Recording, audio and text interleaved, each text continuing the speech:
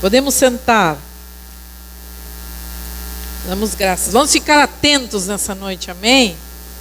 Vamos ficar bem atentos ao que o Senhor quer falar, ao que o Senhor quer nos dizer, ao que o Senhor está nos trazendo para a gente ligar.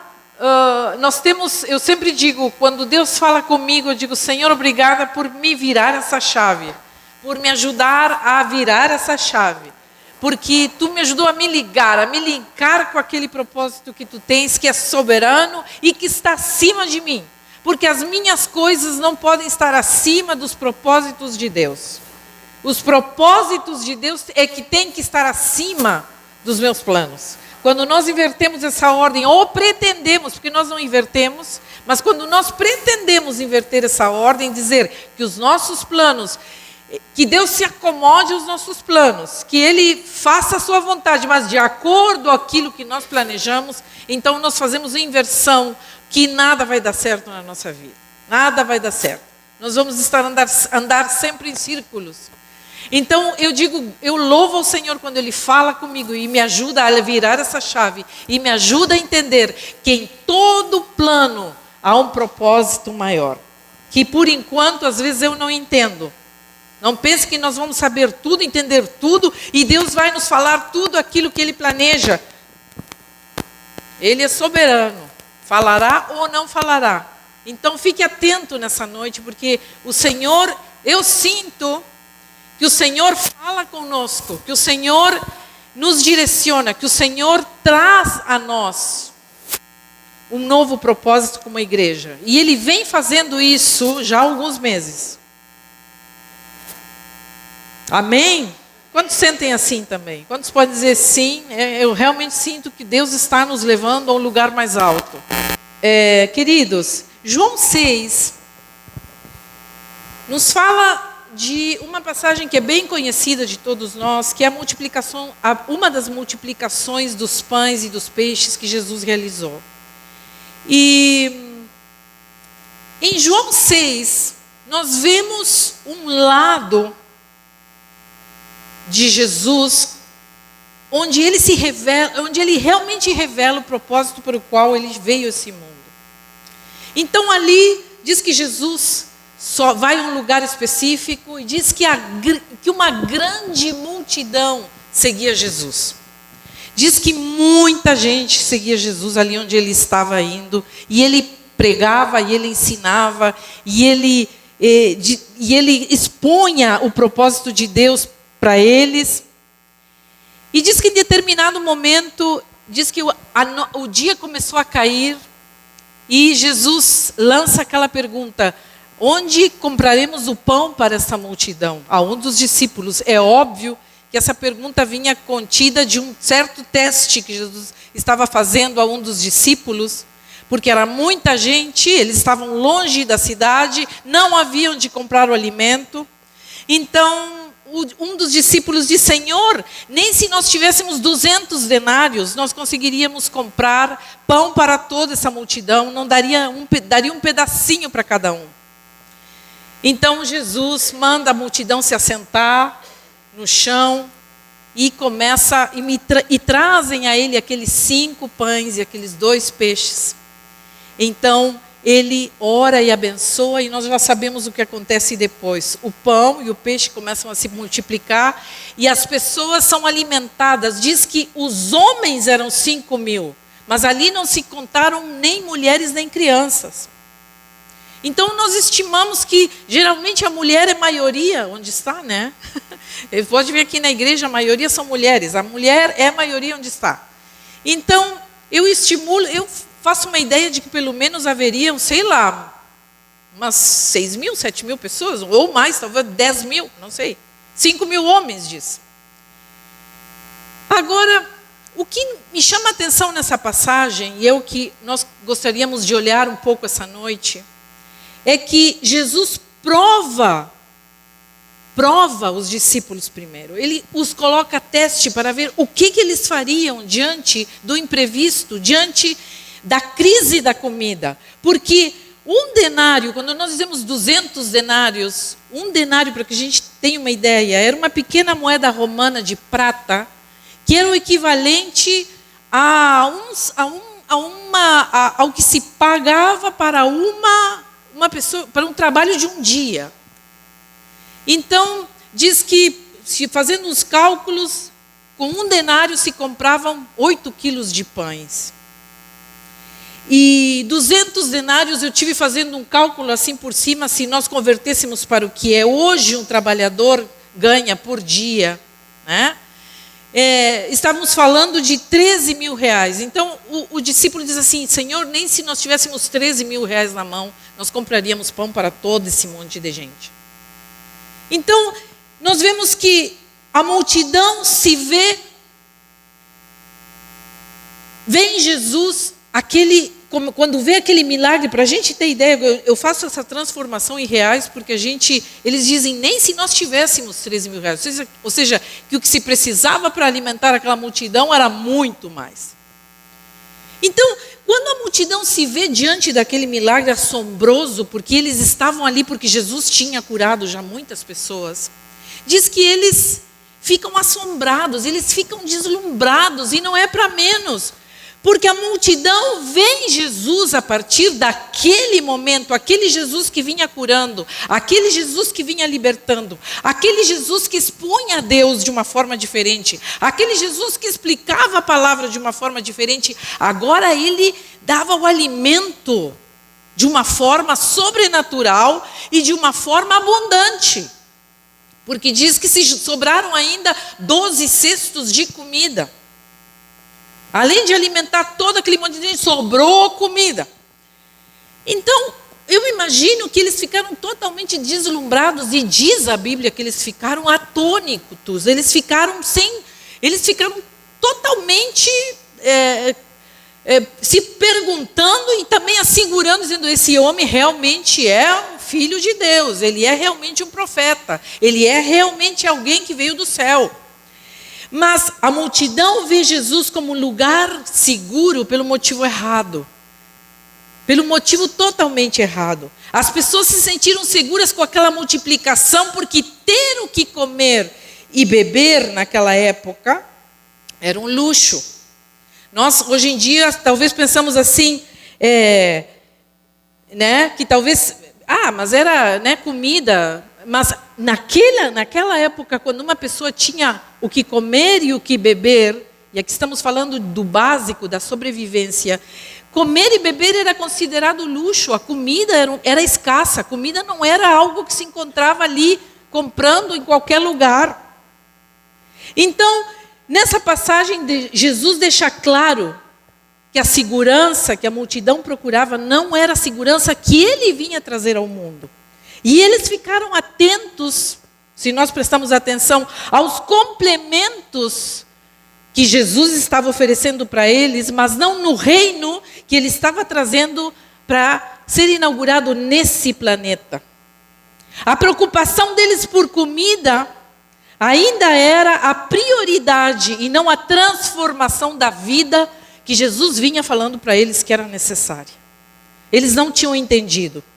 Então, hoje, em dias, se nós falamos que talvez você não tenha medo de ficar sem comida, porque o alimento se tornou algo totalmente acessível, a partir de 1970, por aí, o alimento começou a ser transformado. O alimento que era algo escasso, que era algo raro, que era algo que tinha que ser plantado e colhido, e tinha um tempo, e não existia toda a industrialização, ele começa em 1970 a ser algo acessível ao ser humano.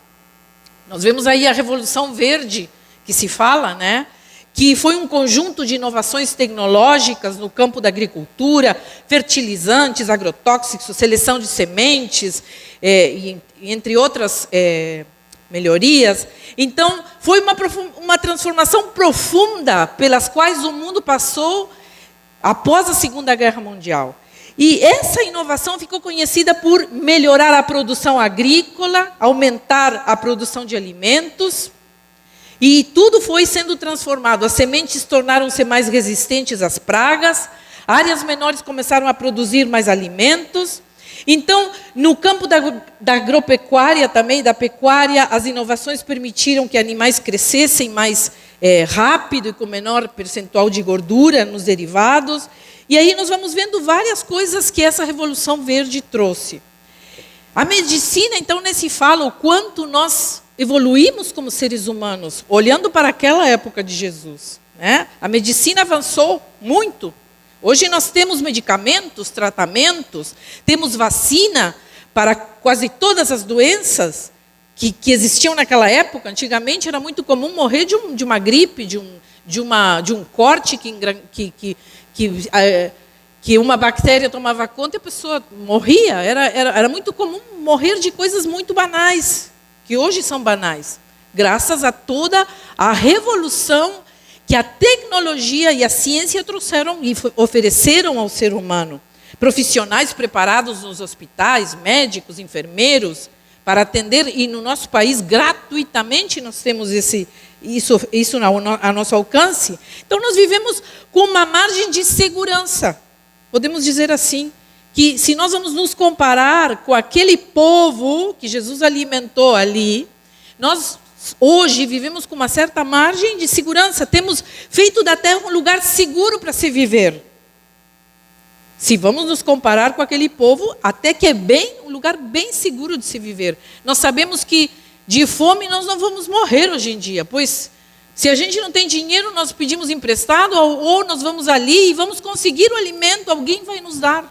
A prova disso é que agora, nesse tempo, o alimento tem sido abundante. As pessoas já não se tem mais aqui na nossa cidade onde guardar o alimento de tanta doação, de tanta compra, de tantas coisas que chegaram aqui em Porto Alegre, caminhões, enfim.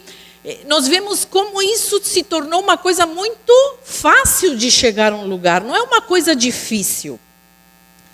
Então, quando nós olhamos e dizemos nós estamos mais seguros que aquele povo, no entanto, em 2020, um micro-organismo chamado coronavírus estragou totalmente o nosso dia a dia.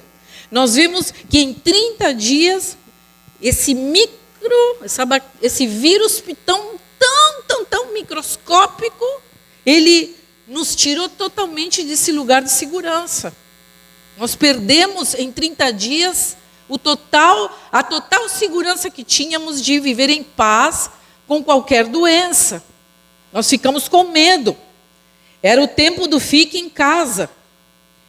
Porque ficar em casa, naquele ano de 2020, mais 2021, até nós chegarem as vacinas aqui no Brasil, pelo menos, o único lugar seguro que nós tínhamos para estar era em casa, na nossa casa. Então, o mundo nunca mais, queridos, vai ser o mesmo depois da pandemia. Nós precisamos concordar com isso. Então, nossa casa se tornou esse lugar seguro, né? Só que se tornou um lugar tão seguro, tão seguro, que nós custamos sair da nossa casa. Nós já tínhamos nos vacinado, já estava tudo ok, e nós não saíamos das nossas casas. Nós, como pastores, pensamos, meu Deus, quando abrir, todo o povo vai chegar aqui na igreja, assim. Não aconteceu isso aí. As pessoas estavam seguras nas suas casas, se acostumaram ao sofá, se acostumaram ao domingo ficar ali na frente daquela televisão, se acostumaram às saidinhas, porque queríamos sair por todo aquele tempo que ficamos trancados. Só que nesse tempo, agora, nesse momento, isto que nós estamos vivendo, é nesse tempo de provação que Deus nos fala e nos pergunta: nossa casa é o lugar seguro? Aquilo que nós falamos em 2020, fique em casa porque é o lugar seguro. Hoje a nossa casa é o lugar seguro?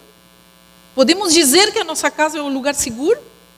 Só porque aqui nesta região e porque nessa cidade que eu acredito que seja abençoada a essa altura, depois de tudo que a gente viu, porque claro que tem pessoas sofrendo a enchente perto da Lagoa e no São Gonçalo, claro, aqui não estou tirando que a gente não está sofrendo por essas pessoas, mas nós podemos dizer que talvez 90% ou talvez mais de cidadãos pelotenses estão em segurança nas suas casas, queridos. São Talvez 5% da população está nos abrigos ou em casa de parentes. E eu pergunto, nossa cidade, mas realmente será que nossa cidade é um lugar seguro? Podemos dizer que Pelotas é um lugar seguro para estar nesse momento? Porque hoje estávamos conversando aqui, antes de começar o culto, nós não sabemos o que vai acontecer amanhã. A cada semana nós ficamos, meu Deus, quando a gente diz, não, essa semana se melhora, vamos sair dessa. Aí daqui a pouco vem a prefeita. Mais uma live. E nós dizemos, meu Deus, e agora? Nós já estamos assim, tremendo. O que será que ela vai falar? Pois é, agora se prepare, porque esta semana vai ser pior que a outra. E nós faz 4 semanas que vivemos uma semana pior que a outra. Quando chegou sexta, nós dizemos, bom, agora sim, toda a água que tinha que cair, caiu. Não, amanhã nós temos uma previsão de que talvez caiam 80 milímetros, 40, 60 milímetros, né, de água. Milímetros, 100 milímetros. Algo que não estava previsto. Algo que não se contava. Se dizia que era uma chuvinha só. De repente isso mudou. Então, é segura a nossa cidade? Eu já não sei mais. Nosso estado já nos mostrou que não é seguro também não. E eu me pergunto, haverá neste país algum lugar seguro que nós possamos dizer que estamos em segurança? Aliás, nesse planeta, haverá algum lugar seguro quando nós vemos tantas coisas acontecendo por aí? Nesse momento, o nosso planeta está como gemendo com dores de parto. A Terra geme com dores de parto. Por todos os lugares nós vemos coisas horríveis acontecendo. Então, agora não é mais fique em casa. Nós vimos os prefeitos, os governadores dizendo saia de casa. É irônico, gente. Não sei se vocês conseguem ver. Porque eu fiquei prestando atenção e digo, Senhor, que ironia. Isso é irônico. De repente, aquele fique em casa se tornou saia de casa. Urgente, saia. Suba no telhado, peça socorro, saia antes que a água chegue. E as pessoas não queriam sair das casas, estavam agarradas.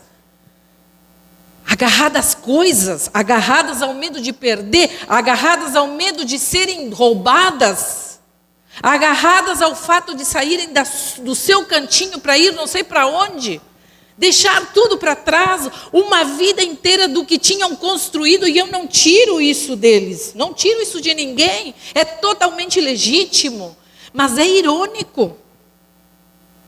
Porque de repente se fica em casa já não se torna mais um lugar seguro. O lugar seguro é sair da sua casa urgente, porque a sua casa se tornou o lugar mais inseguro de estar no momento em que a água vem levando tudo por diante. Sabe? Eu penso assim e digo nessa noite, acordemos, igreja. Acordemos do nosso sono. Nós precisamos acordar. Porque a pergunta que eu te faço nessa noite, tu estás preparado para viver esse tempo? Será que nós estamos como igreja preparados, realmente preparados para viver esse tempo que nós estamos vendo? E aqui eu não estou dizendo Jesus vai voltar, eu não sei o quê, eu não estou falando nada disso, porque eu não sei o que vai acontecer. Algum dia Jesus voltará sim, mas eu não sei que tempo é esse, eu só sei que nesse tempo eu preciso me adaptar a coisas, porque Deus está nos falando. E nós precisamos acordar como filhos de Deus que somos. E uma das maneiras que nós precisamos acordar quando olhamos para João 6, é que nós precisamos não olhar para o caos como um novo normal.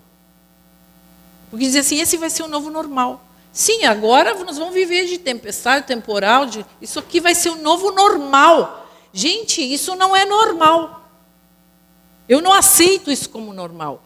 Pode vir acontecer, sim. De repente vai acontecer muito mais vezes, mas eu não quero acreditar que isso é a normalidade. Não pode ser normal. Deus não nos fez para morar num mundo assim. Deus não nos fez para a gente viver esse tipo de vida. Deus não criou o ser humano para estar num mundo inóspito, num mundo onde nós não tivéssemos um lugar bom para viver, onde Deus não esse não era o plano de Deus, é simples assim. Então no mundo, olha o que Jesus falou quando falou do mundo. No mundo vocês vão ter aflições. Ah, é verdade. Quando às vezes eu sei, não, porque, né? A gente tem que aceitar o que está acontecendo, porque Jesus falou, no mundo vocês terão aflições. Sim. Mas olha o que Jesus fala na segunda parte, mas, contudo, tenham ânimo. Tenham ânimo, porque eu venci o mundo. João 16:36. É isso que Jesus nos fala quando me dizem, é um novo normal. Não. Não pode ser um novo normal. Eu sei que as coisas vão piorar. Jesus disse na palavra também que as coisas ficariam piores, que nada ia melhorar. Mas ele disse, tenha um bom ânimo. Eu venci o mundo. Eu já venci as aflições. Vocês vão ficar bem. Fiquem tranquilos, porque eu estou cuidando de vocês. É isso que Jesus está falando nesse momento aos discípulos. Muitas vezes o sofrimento prolongado, diante de um caos que nós estamos vivendo nesse momento, como nós criamos uma casca grossa, quando sofremos por muito tempo, e pessoas, talvez, quantos daqui tiveram grandes sofrimentos, grandes perdas, passaram por doenças, ou estão passando processos de doença, como a Clarice, por exemplo, que está ali, passando um momento muito difícil, e quantos daqui já passaram momentos assim, terríveis? E esses momentos de sofrimento, amados, muitas vezes nos faz criar uma casca grossa, que nos endurece, que nos enrijece de tal forma, que nada mais nos atinge, nós vamos ficando rígidos, nós vamos ficando endurecidos, nós vamos ficando sérios, nós vamos encarando a vida de uma forma fria, já nada mais nos toca, já nada mais nos atinge, nós não estamos mais sensíveis a nada. Então, vamos assimilando aos poucos que é normal que estejamos sempre mal, ao ponto que nos chegamos a nos sentir culpados quando estamos bem. Aí nós temos aquelas frases, né? Quando a esmola é demais, até o santo desconfia. A gente tem essas coisas. Está tudo bem, o que será que vai acontecer? Nós já vamos esperando o caos, nós já vamos esperando que coisas ruins aconteçam quando está tudo bem com a gente. Então, para lidar com o sofrimento, que é o que esse tempo nos ensina, para lidar com o sofrimento, um recurso essencial é saber navegar pela dor e pelo desconforto sem ficar muito agitado. Eu tenho que aprender a entrar na dor. Eu tenho que aceitar, que abraçar aquele momento, entender que realmente no mundo eu vou ter aflições. Eu preciso incorporar essa dor. Eu não posso andar pela vida negando essa dor. Eu não posso andar pela vida passando pelo sofrimento e sem ficar muito agitado, mas também transformando esse sofrimento muitas vezes em raiva, transformando esse sofrimento em culpa, em vergonha, em vitimismo, em exigências, porque às vezes nós nos tornamos exigentes com as pessoas quando nós passamos por momentos difíceis, em destruição, às vezes nós destruímos tudo que está na nossa volta, em agressão, nos tornamos pessoas agressivas quando sofremos demais. Então, como nós vamos lidar com esse sofrimento em tranquilidade? Passando pela dor, mas com aquela tranquilidade de que Deus está no controle de todas as coisas. E que Ele trará paz ao nosso coração. E que Ele já venceu tudo o que está nos acometendo nesse momento. Já há uma vitória na cruz do Calvário. Nós precisamos acreditar nisso, queridos, porque se nós não acreditamos nisso, nós vamos sucumbir nesse tempo. Nós não vamos conseguir passar por tudo isso que Deus está nos propondo passar. Então, eu me lembro que, por muito tempo, Cláudia, por muito tempo, eu sofri, eu transitei desde a minha infância a ferida da rejeição, que é uma das feridas mais comuns da nossa infância. Que é quando nós sentimos que um dos nossos pais nos rejeitou, talvez uma mãe que nos rejeitou dentro da sua barriga, talvez um pai que não esteve presente, um pai que foi embora, uma mãe que não soube nos dar o amor que nós precisávamos. Isso é suficiente para criar em nós uma ferida que se chama a ferida da rejeição, e a qual vai nos marcar e nós vamos passar pela vida com essa ferida sempre sangrando no nosso coração. Nós vamos projetar essa ferida para onde nós formos. Onde nós vamos levar. Com quem nós tratarmos, nós vamos carregar essa ferida. E por muito tempo, essa ferida era latente em mim. Ela direcionou toda a minha vida. Meu jeito de olhar as pessoas, meus relacionamentos, meu jeito de olhar a vida. Então, essa ferida nos traz vitimismo, a gente fica se fazendo de coitado. Ninguém gosta de mim. É uma das coisas que permeia a nossa cabeça quando nós temos a ferida da rejeição. Ninguém gosta de mim como eu sou. Ninguém me aceita do jeito que eu sou. Ninguém me ama como eu gostaria de ser amado. Eu não me sinto bem nesses ambientes porque eu acho que as pessoas não querem que eu esteja. Ah, minha mãe trata meus irmãos diferente de mim. Eu sou tratada diferente. E a mãe chega e diz, mas eu trato todos os filhos iguais. Mas nós sempre vemos que a nós sempre o trato é diferente onde nós vamos. Essa ferida não está só em mim, talvez tu esteja te identificando nesse momento que estou falando com isso. Ah, pastora, eu me sinto assim. A gente se sente excluído dos lugares, a gente acha que as pessoas esquecem da gente, e realmente esquecem. E realmente esquecem, sabe por quê? Porque nós projetamos essa ferida nos relacionamentos. De repente as pessoas esquecem de nós. É fato.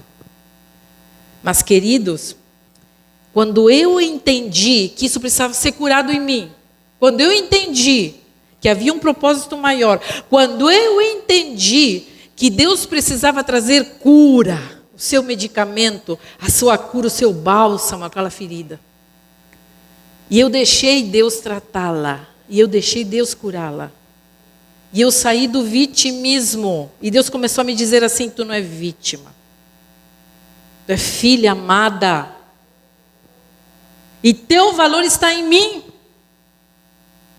Teu valor está em mim, não importa as pessoas. Não importa se as pessoas te amam, gostam de ti do jeito que tu gostaria que gostassem, ou te aceitam do jeito que tu gostaria que te aceitassem. O importante é que tu és minha filha e eu te amo desse jeito.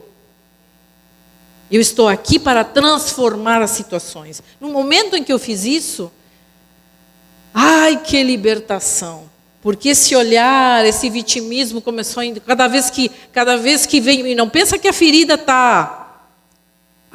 não deixou uma cicatriz. Ela cura. E como toda ferida, nós temos aquela cicatriz. Que 2 por 3 vem de novo e nós olhamos aquela cicatriz. E dizemos, ai, mas eu era uma vítima, mas como? Eu tenho que me vitimar nesse momento. Mas aí o Espírito Santo dentro de nós diz, te levanta. Para de te olhar como vítima. Para de te olhar como coitada. Para de te enxergar. Ah, meu Deus. E quando o Espírito Santo nos acorda desse jeito, então a gente se sente livre. Diz, é verdade, o mundo é maravilhoso. Vamos que vamos. Vamos seguir em frente. Vamos seguir com os que querem. Vamos seguir com os que se juntam a nós. Vamos seguir com aqueles que estão do nosso lado. E que também têm os seus problemas. Então, um jeito nada é mais produtivo do que acolher essa dor, em vez de resistir ou negar que estamos sofrendo. E é muito importante nesse momento a gente colocar isso em prática. Não aceitar isso como um novo normal, mas transitar pela dor, sabendo que há uma saída e que Deus tem um propósito maior. Amém? Nós precisamos entender isso em primeiríssimo lugar, igreja. Nós precisamos entender que há um propósito maior em tudo que nós estamos vivendo nesse momento. Porque se a gente não pensar assim, nós vamos sucumbir nesse tempo. Nossa fé vai começar a enfraquecer. Nós vamos começar a querer solucionar coisas que não são solucionáveis. E a outra coisa que eu tenho aprendido nesse tempo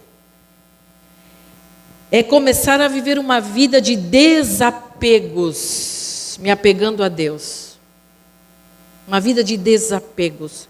Porque, olha a primeira lição que todo esse tormento está nos trazendo. As coisas materiais. As pessoas não querem deixar para trás as coisas materiais. E aí elas dizem, tem gente que diz assim, pelas coisas materiais a gente corre atrás, importante é a vida, mas tem outros que se agarraram às coisas materiais. Não vou sair dessa casa. Tem gente que morreu agarrado às coisas.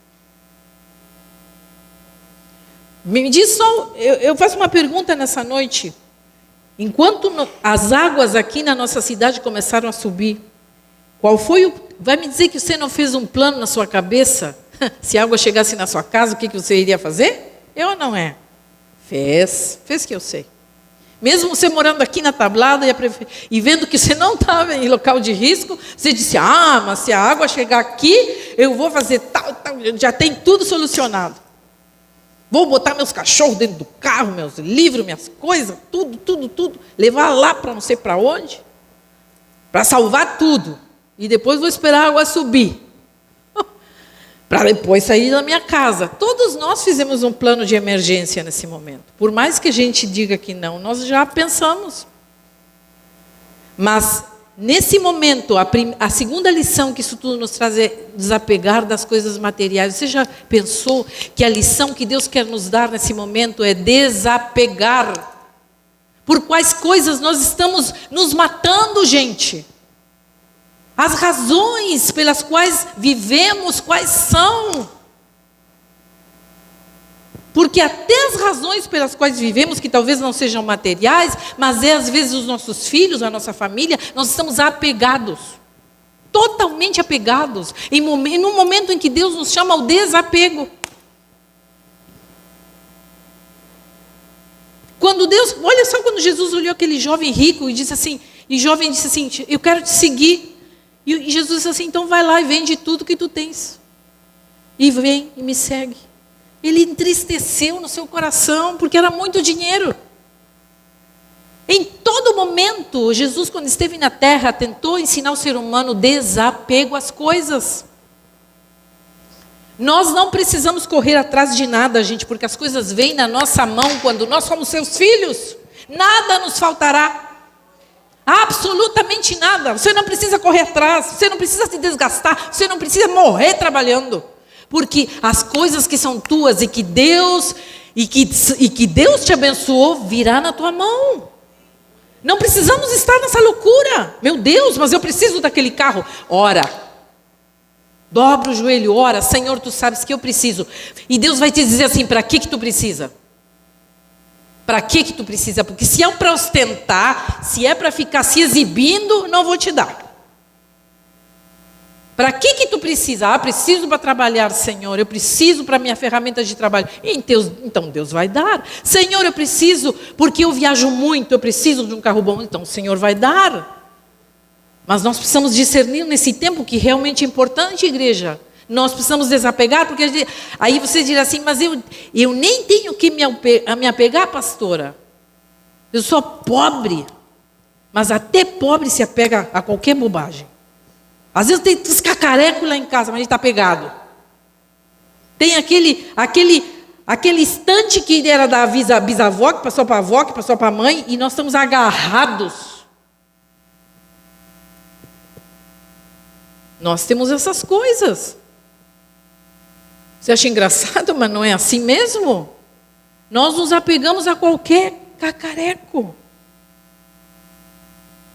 Eu chamo cacareco qualquer coisa, tá, gente? Aqui não estou te falando para mim, qualquer coisa material é cacareco diante das riquezas que o Senhor tem na sua glória para nós. Nós estamos terrosos, nós queremos as coisas dessa terra. Então, a lição do desapego não é só para as coisas materiais, é também para a gente se desapegar de uma vida monótona e tediosa espiritualmente falando. Isso sim desapega a igreja. Que vida tediosa que nós temos espiritualmente.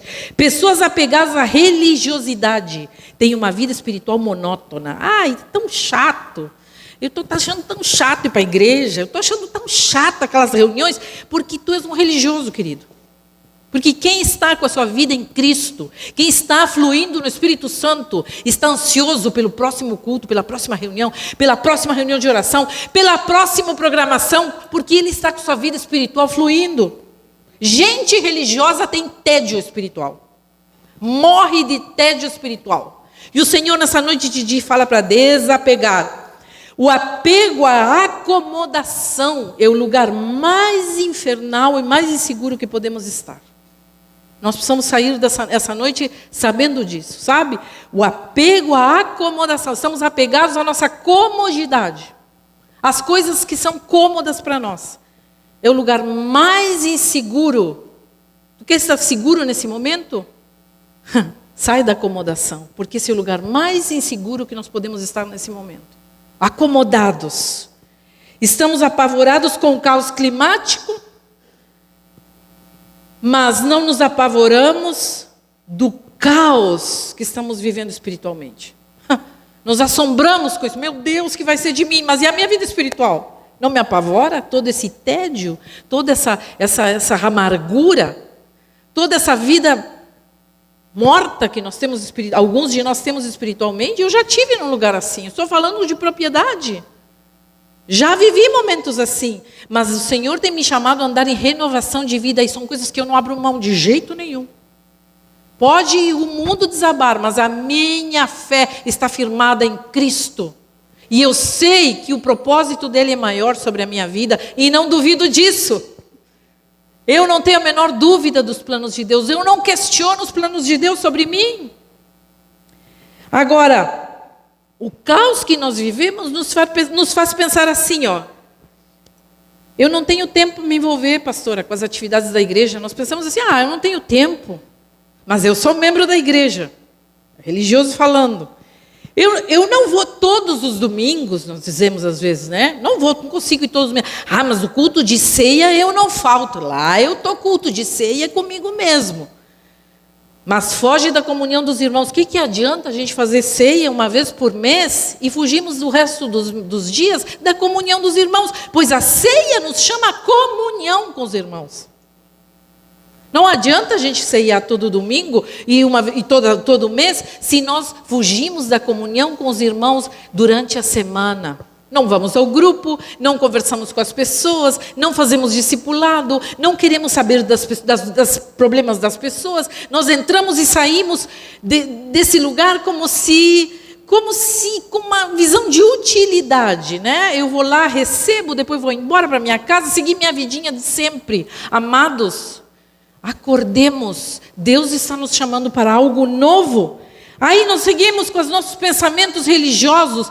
Choveu, hoje não dá para estar no culto porque choveu, né? Muita chuva, não dá para sair. Imagina, nós nem estamos em zona de risco, queridos. Nós estamos em zona de risco. Mas nós estamos fugindo da chuva, temos medo de botar o pé para fora de casa. Hoje está frio. Não dá para sair de casa porque posso ficar doente. Mas vive comendo remédio, deixando o dinheiro todo na farmácia. O que adianta? Você entendeu o que eu estou falando? Você tem medo de ficar doente, mas vive doente. Porque justamente tem medo de ficar doente. Está calor. Aí vamos para o verão. Está calor, hoje é dia de curtir o dia. Aí nós vamos para a praia, curtir o dia, porque vamos aproveitar o verão, né? Porque eu tenho prioridade com a minha família, pastora. Então, eu vou, nos domingos, vou aproveitar o calor, sair para a praia com a família, porque tem que dar prioridade para a família. Mas a família está à beira do abismo, criatura. Tua família está à beira do abismo e tu quer dar prioridade para a tua família? Tu acha mesmo que tu vai salvar a tua família? Eu te pergunto nessa noite. Você acha que com essa atitude, a sua família vai sair do abismo que está? Não. Ela vai entrar mais no abismo ainda. Porque não é tu que tem que salvar a tua família. É Deus que vai salvar a tua família desse caos. E Ele vai usar a tua vida fortalecida no Espírito, aqui neste lugar. Na convivência com os irmãos, recebendo a palavra. É assim que a Bíblia nos fala. Então nós queremos dar prioridade para algumas coisas que não tem mais jeito. Do jeito que está.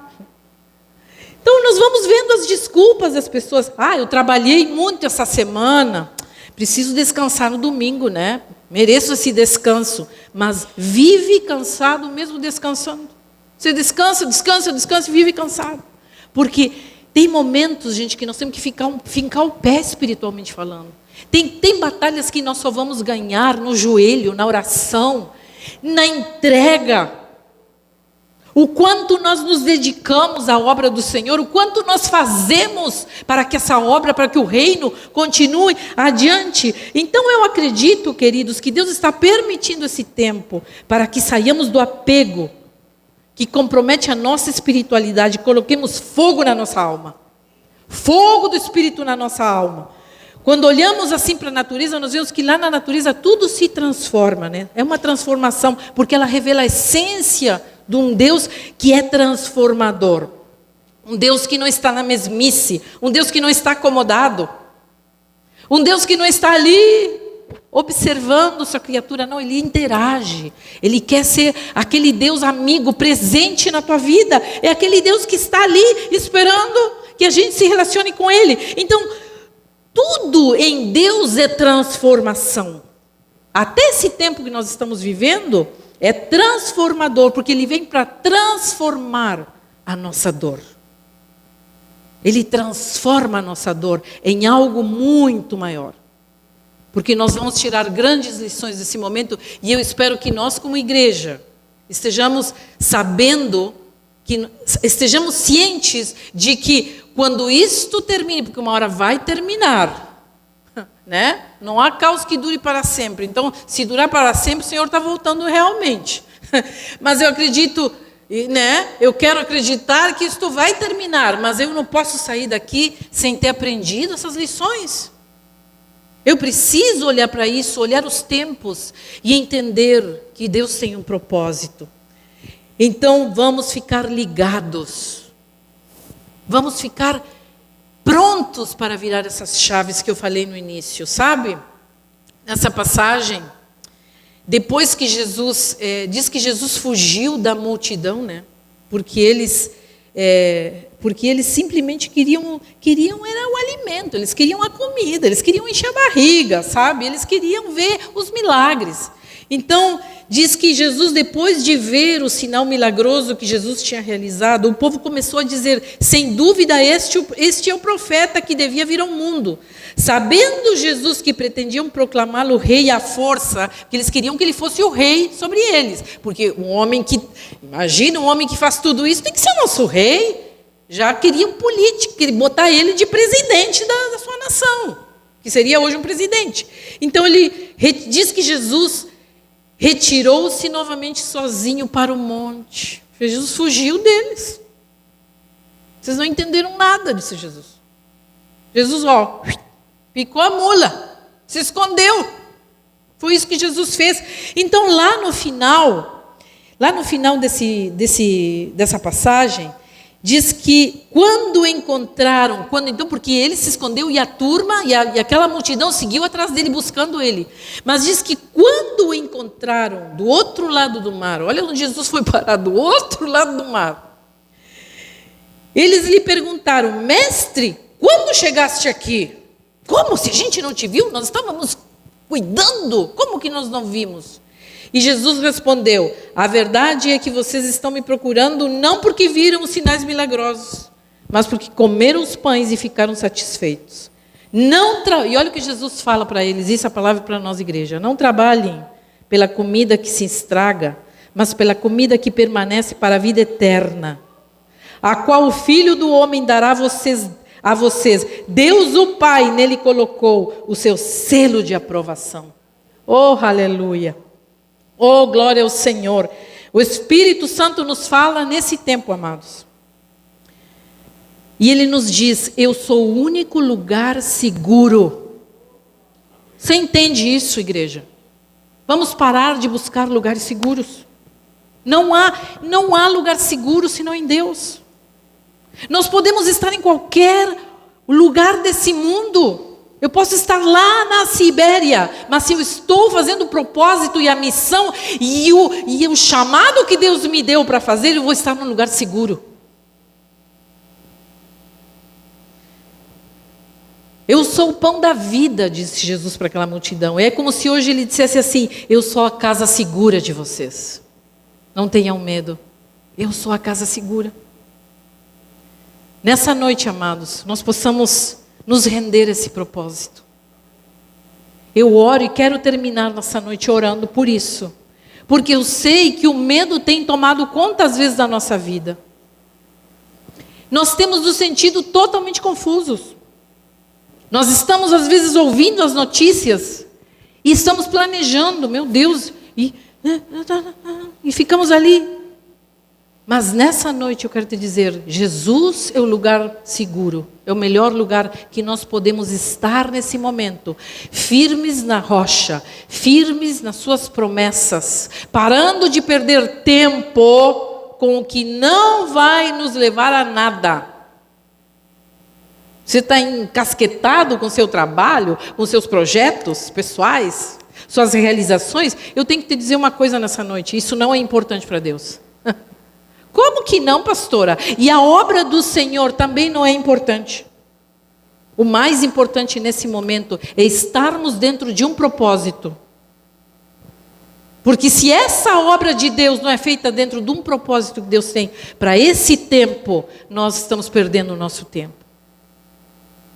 Eu quero que nessa noite vamos ficar de pé e vamos fechar os nossos olhos. Vamos terminar essa parte, orando. Porque nós sabemos que entre amanhã e depois de amanhã, alguns já se acostumaram ao novo normal e dizem assim, vai ser só uma chuvinha e vai subir um pouquinho a lagoa, mas depois vai voltar ao lugar.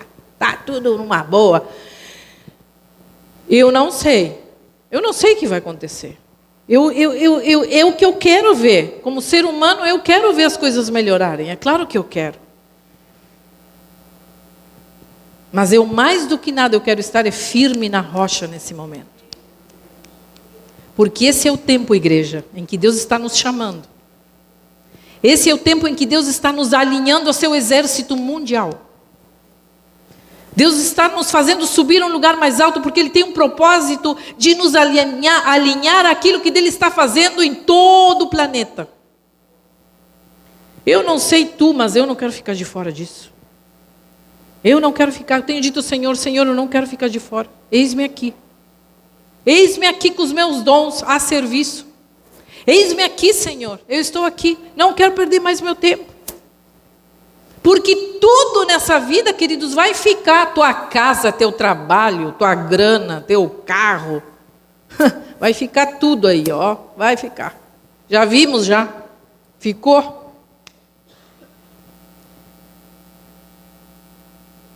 Vamos fechar os nossos olhos. Vamos pedir ao Senhor nessa noite.